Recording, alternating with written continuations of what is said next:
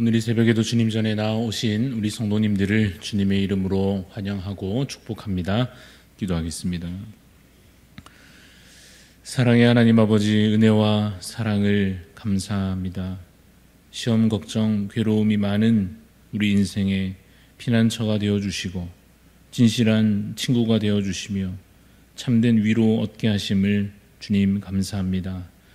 우리의 약함을 아시오니 아시는 주님 앞에 우리의 마음 열어 아뢰며 기도하며 의지하게 하옵소서. 나의 죄의 짐을 주께 맡기며 믿음으로 주 안에서 평안을 누리게 하옵소서.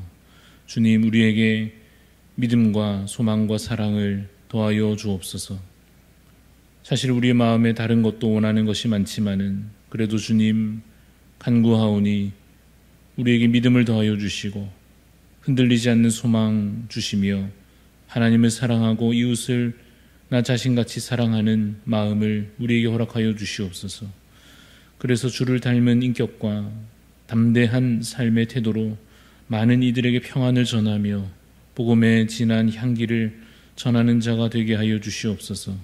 주님, 이 나라를 위하여 기도합니다. 모든 것이 주의 손에 있음을 믿습니다. 주의 손으로 다스리시고 통치하옵소서. 주의 선하신 뜻이 이 땅 가운데 이루어지게 하옵소서. 주님, 우리는 주의 손과 발 되어서 주께서 보내신 주의 일꾼 되어서 세상에서 빛과 소금으로 살며 맡은 바를 성실과 사랑으로 감당하며 참으로 이 땅 가운데 주의 나라가 이루어지도록 힘을 다해 섬기는 주의 종 되게 하여 주시옵소서. 주님, 연약한 지체들 쓰러지지 않도록 그 마음과 육신을 붙들어 주시고 치유와 회복의 은혜를 부어 주옵소서. 질병을 이기고 강건하여지도록 주여 능력과 은혜를 더하여 주시옵소서. 주님, 직분자 선출을 위하여 기도합니다. 귀한 일에 온 교회가 마음을 합하게 하시고 충성된 일꾼들 세워질 수 있도록 하나님께서 주관하여 주시옵소서. 주님, 주일이 지나고 시작되는 이 한 주간의 삶을 말씀의 능력으로 기도하며 살아갈 수 있도록 이 시간 주여 우리 가운데 함께하여 주시옵소서. 감사드리며 살아계신 예수 그리스도 이름으로 기도드리옵나이다. 아멘. 오늘 우리에게 주시는 하나님의 말씀 이사야 63장입니다. 이사야 63장 1절부터 19절까지 말씀입니다.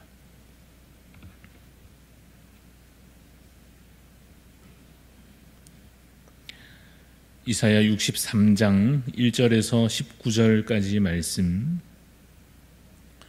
교독하여 읽도록 하겠습니다. 에돔에서 오는 이 누구며 붉은 옷을 입고 보스라에서 오는 이 누구냐? 그의 화려한 의복 큰 능력으로 걷는 이가 누구냐? 그는 나이니 공의를 말하는 이요 구원하는 능력을 가진 이니라. 어찌하여 내 의복이 붉으며 내 옷이 포도즙 틀을 밟는 자 같으냐? 만민 가운데 나와 함께한 자가 없이 내가 홀로 포도즙 틀을 밟았는데 내가 노함으로 말미암아 무리를 밟았고 분함으로 말미암아 짓밟았으므로 그들의 선열이 내 옷에 튀어 내 의복을 다 더럽혔음이니 이는 내 원수 갚는 날이 내 마음에 있고 내가 구속할 해가 왔으나 내가 본즉 도와주는 자도 없고 붙들어주는 자도 없으므로 이상하게 여겨 내 팔이 나를 구원하며 내 분이 나를 붙들었음이라. 내가 노함으로 말미암아 만민을 밟았으며 내가 분함으로 말미암아 그들을 취하게 하고 그들의 선열이 땅에 쏟아지게 하였느니라. 내가 여호와께서 우리에게 베푸신 모든 자비와 그의 찬송을 말하며 그의 사랑을 따라 그의 많은 자비를 따라 이스라엘 집에 베푸신 큰 은총을 말하리라. 그가 말씀하시되 그들의 실로 나의 백성이요 거짓을 행하지 아니하는 자녀라 하시고 그들의 구원자가 되사 그들의 모든 환난에 동참하사 자기 앞에 사자로 하여금 그들을 구원하시며 그의 사랑과 그의 자비로 그들을 구원하시고 옛적 모든 날에 그들을 드시며 안으셨으나 그들이 반역하여 주의 성령을 근심하게 하였으므로 그가 돌이켜 그들의 대적이 되사 친히 그들을 치셨더니 백성이 옛적 모세의 때를 기억하여 이르되 백성과 양떼의 목자를 바다에서 올라오게 하시니가 이제 어디 계시냐? 그들 가운데 성령을 주신 이가 이제 어디 계시냐. 그의 영광의 팔이 모세의 오른손을 이끄시며 그의 이름을 영원하게 하려 하사 그들 앞에서 물을 갈라지게 하시고 그들을 기품으로 인도하시되 광야에 있는 말같이 넘어지지 않게 하신 이가 이제 어디 계시냐. 여호와의 영이 그들을 골짜기로 내려가는 가축같이 편히 쉬게 하셨도다. 주께서 이와 같이 주의 백성을 인도하사 이름을 영화롭게 하셨나이다 하였느니라. 주여 하늘에서 굽어 살피시며 주의 거룩하고 영화로운 처소에서 보옵소서. 주의 열성과 주의 능하신 행동이 이제 어디 있나이까. 주께서 베푸시던 간곡한 자비와 사랑이 내게 그쳤나이다. 주는 우리 아버지시라. 아브라함은 우리를 모르고 이스라엘은 우리를 인정하지 아니할지라도 여호와여 주는 우리의 아버지시라. 옛날부터 주의 이름을 우리의 구속자라 하셨거늘. 여호와여 어찌하여 우리로 주의 길에서 떠나게 하시며 우리의 마음을 완고하게 하사 주를 경외하지 않게 하시나이까. 원하건대 주의 종들 곧 주의 기업인 지파들을 위하사 돌아오시옵소서. 주의 거룩한 백성이 땅을 차지한 지 오래지 아니하여서 우리의 원수가 주의 성소를 유린하였사오니. 같이 있습니다. 우리는 주의 다스림을 받지 못하는 자 같으며 주의 이름으로 일컬음을 받지 못하는 자 같이 되었나이다. 아멘. 네, 오늘 말씀의 제목은 구원의 주님입니다. 구원의 주님이라는 제목으로 말씀을 나누고자 합니다. 우리가 하나님의 모습을 떠올릴 때 여러 가지 모습으로 하나님의 모습을 우리 머릿속에 떠올릴 수 있을 것입니다. 물론 하나님은 영이시고 육체를 가지신 분은 아니기 때문에 우리처럼 어떤 모양을 실제로 가지고 계신 것은 아니지만 성경에 나오는 여러 이미지들을 통하여서 하나님의 여러 모습들을 이제 상상해 보게 됩니다. 때로는 따뜻한 아버지 같이 보이기도 하고 또 하나님이 때로는 선한 목자로 그려지기도 합니다. 그런데 오늘 본문에 이제 그려지고 있는 이 하나님의 모습은 조금 낯설게 느껴질 수도 있고 심지어는 조금 무시무시한 느낌이 들 수도 있겠습니다. 1절에서 하나님은 에돔에서 오는 이라고 하는 모습으로 등장하고 계십니다. 이어서 보스라에서 오는 이 누구냐라고도 되어 있지요. 이 에돔이라고 하는 것은 그야말로 하나님의 대적들 중에 하나라 할 것입니다. 보스라라고 하는 것은 바로 그 에돔 나라의 한 도시입니다. 그 에돔에서 오고 계신 분의 모습이 어떤지 봅시다. 화려한 의복을 입고 계십니다. 그리고 큰 능력으로 걷고 계십니다. 이 모습을 우리가 네 글자로 표현한다면 위풍당당 이런 단어가 떠오를 것입니다. 여기까지는 그래도 좀 자연스럽게 보입니다만 2절이 중요합니다. 2절을 보시면 그 의복이 붉다고 되어 있습니다. 그래서 마치 포도즙 틀을 밟은 자 같은 모습입니다. 이것은 비유적인 표현입니다. 포도즙 틀을 서서 밟으면 그 포도물이 다 튀어서 그 옷에 붉은 물이 다 물들게 될 것입니다. 마치 그런 것처럼 지금 그의 옷이 붉게 물들어 있습니다. 왜 그 옷이 마치 포도즙 틀을 밟은 것처럼 붉게 물들어 있습니까? 3절 중간에 보면 내가 노함으로 말미암아 무리를 밟았고 분함으로 말미암아 짓밟았다고 말씀하고 계십니다. 그래서 그들의 선혈이 그들의 피가 그 옷에 튀어 그 옷이 붉게 물든 것이라 말씀하고 있습니다. 대적들을 밟아 이기시고 완전히 멸하시고 위풍당당하게 돌아오고 계시는 모습이 오늘 이 본문 가운데 그려지고 있는 것입니다. 그 승리자의 모습이 한편 참 멋지게 보이기도 하고 그러나 또 한편 조금은 섬뜩하게 느껴지는 것은 그가 이루실 그 심판이라고 하는 것이 얼마나 철저하게 이루어질 것인지 보여지고 있기 때문입니다. 그래서 잠시 우리 자신을 되돌아보게 되기도 합니다. 나는 과연 하나님 편에 서 있는가 하는 것입니다. 하나님의 저 권능과 철저한 심판을 볼 때 그래서 저 대적들이 당하게 된 저 에돔과 보스라가 당하게 된 그 무시무시하고 처참한 결말을 보면서 나의 결말은 어떠하게 될 것인지 두려운 마음으로 다시 생각해 보게 되는 것입니다. 그런데 당시 이스라엘의 상태가 어떠했는지를 먼저 봅시다. 3절을 보면 만민 가운데 나와 함께한 자가 없다고 말씀하고 계십니다. 5절도 보니 내가 본즉 도와주는 자도 없고 붙들어주는 자도 없다고 하십니다. 무슨 뜻이냐면 당시에 그 백성 가운데 하나님 편에 제대로 서서 의롭다고 인정받을 만한 자가 없었다 하는 뜻입니다. 그런데도 놀랍게도 하나님은 그렇게 여전히 문제 많은 그 이스라엘 백성들을 자신의 편에 두고 계십니다. 대적들처럼 멸하시는 계획보다도 더 크고 놀라운 계획으로서 구원과 회복의 계획을 그 백성들을 향하여 품고 계십니다. 물론 그 당시 역사로 보자면 이사야 선지자의 때에 이제 그들은 멸망을 향해 가고 있었습니다. 바벨론의 공격으로 그들은 이제 조금 있으면 침략당하여 많은 것들을 다 잃게 될 것입니다. 그러나 지금 이사야서 후반부에서 60장 그 이후로 계속해서 말씀하고 계시는 내용이 무엇입니까? 내가 구원하리라. 내가 너희를 반드시 회복시키리라 하십니다. 60장에 보면 이런 구절이 있습니다. 전에는 내가 버림을 당하며 미움을 당하였으므로 내게로 가는 자가 없었으나 이제는 내가 너를 영원한 아름다움과 대대의 기쁨이 되게 하리라 하십니다. 61장에는 이런 구절이 있습니다. 여호와의 은혜의 해를 선포하라. 또 62장에 보시면 예루살렘의 구원이 횃불같이 나타나도록 내가 시온을 위하여 잠잠하지 아니하리라 말씀하십니다. 의로운 자가 없지만 하나님 편에 선 자가 없지만은 그래서 이 나라가 잠시 이제 곧 망하게 될 테지만 그래도 하나님은 적들에게는 그 무시무시한 심판을 행하시는 와중에도 택하신 그 백성들에 대하여서는 어떠십니까? 놀라운 은혜로 하나님의 긍휼과 그 자비로 구원을 베풀어 주실 것을 약속하고 계시는 것입니다. 여러분 이것이 바로 하나님께서 우리에게 주셔서 얻게 된 약속입니다. 우리도 여러분 사실상 의롭지도 아니하고 죄 많은 인생을 여전히 살아가고 있습니다.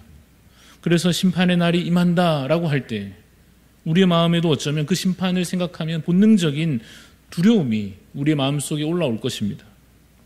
내 모습을 있는 그대로 평가받는다면 그에 따라 심판이 내려진다고 하면 화를 면할 수 없을 것 같습니다. 그러나 약속의 그 말씀대로 하나님께서 우리를 위해서도 은혜의 해를 선포하시고 구원의 횃불로서 우리 가운데 나타나시며 죄 많은 우리를 의롭지 못한 우리를 의롭다 하고 여겨주시고 구원하여 주실 것이다 라고 하는 것입니다. 그 의롭게 여기심은 바로 예수 그리스도로 말미암은 우리 자신이 아니라 예수 그리스도로 말미암은 대속으로 말미암아 주어진 놀라운 은혜요 우리에게 주어진 값없는 선물입니다. 그러므로 여러분 심판날이 곧 임한다 할지라도 지옥이 있다 할지라도 두려워하기보다 하나님 안에서 구원의 소망을 품으시는 자 되시기를 바랍니다. 나의 죄를 뛰어넘는 하나님의 크신 은혜를 여러분 믿으시기를 바랍니다. 그 믿음으로 말미암아 그가 주시는 구원을 누리며 영원한 천국을 붙잡는 그러한 복된 인생들이 다 되시기를 주님의 이름으로 축원합니다. 이제 오늘 본문 7절부터 그 뒤로 쭉 이어지는 내용들을 볼 텐데 그 내용들은 과거에 대한 회상들과 현재에 대한 탄식으로 이루어져 있습니다. 두 가지죠. 과거에 대한 회상이 있고 또 현재에 대한 탄식들이 있습니다. 쉽게 말하면 이런 것입니다. 하나님은 이전에 분명 우리에게 큰 구원을 베풀어 주셨는데 과거에 우리가 분명 그 구원을 맛보았는데 그래서 하나님께서 우리 가운데 바다도 갈라주셨고 광야의 길을 내주셨고 우리로 하여금 그 대적들을 이기게도 하셨고 그때 하나님 우리를 도우시며 함께하여 주셨는데 지금은 왜 이와 같은가? 지금 우리가 왜 이렇게 되었는가? 주님 대체 어디 계십니까? 주의 자비와 사랑이 느껴지지가 않습니다. 주여 우리의 마음이 너무 완고해졌습니다. 주여 우리가 마치 버린 자처럼 되었습니다. 하는 것이 63장을 가득 채우고 있는 내용입니다. 그리고 여러분 이 탄식은 다음 장 64장으로도 이어집니다. 64장에서 현재의 상태에 대하여 여전히 탄식하며 죄로 인해서 망하게 되었다고도 말합니다. 그런데 그 와중에도 이러한 고백이 이어지게 됩니다. 그러나 여호와여 주는 우리 아버지십니다. 그러나 여호와여, 우리는 주의 백성입니다. 어찌 보면 그냥 그저 매달리는 것 같은, 그저 주께 무작정 의지하는 것 같은, 여러분, 그 호소가, 이러한 정말 그 마음이 우리에게 필요한 믿음일 것입니다. 현재를 보면 우리도 탄식하게 됩니다. 과거를 되돌아 회상해 보면 받은 은혜가 많지만 현재를 또 다시 보자면 내 죄와 그로 인한 여러 결과들로 탄식하게 됩니다. 그러나 우리가 이제 다시 눈을 들어 주를 봅니다. 우리가 다시 모든 것을 주께 맡기며 주님을 바라봅니다. 나의 생명도, 나의 운명도, 그 모든 것들을 다 이제 주님께 맡기며 고백하는 것입니다. 주는 우리의 아버지십니다. 우리는 주의 백성입니다. 사랑하는 여러분, 실망도 좌절도 주님 안에서, 주 안에서 하시기를 바랍니다. 세상을 보며 실망하기도 하고 나 자신을 보면서 좌절하기도 하면서 그렇게 울면서 탄식하게 되더라도 주 안에서 울며 탄식하며 실망도 하고 좌절하며, 그러나 그 와중에도 반드시 다시 주님을 바라보시기를 바랍니다. 그리고 기억하시기 바랍니다. 약속을 기억하시기를 바랍니다. 내가 너를 구원하리라, 내가 너를 회복시키리라 하신 그 약속의 말씀을 붙드는 자 되시기를 바랍니다. 여러분, 죄와 사망의 권세는 오늘도 우리를 삼키려고 할 것입니다. 죄는 오늘도 우리의 신앙을 무너뜨리려고 할 것이고, 그 죄로 인하여서 내 인격이 망가지게 하려고 할 것이고, 죄에 넘어져서 다시 우리의 일상이 무너지게 하려고 악한 사단 마귀는 우리를 공격하려 할 것입니다. 그러나 주께서 그 죄와 사망 권세를 이기셨습니다. 주께서 이기시고 승리하셨습니다. 그 모든 대적을 이미 주께서 멸하신 것을 믿으시기 바랍니다.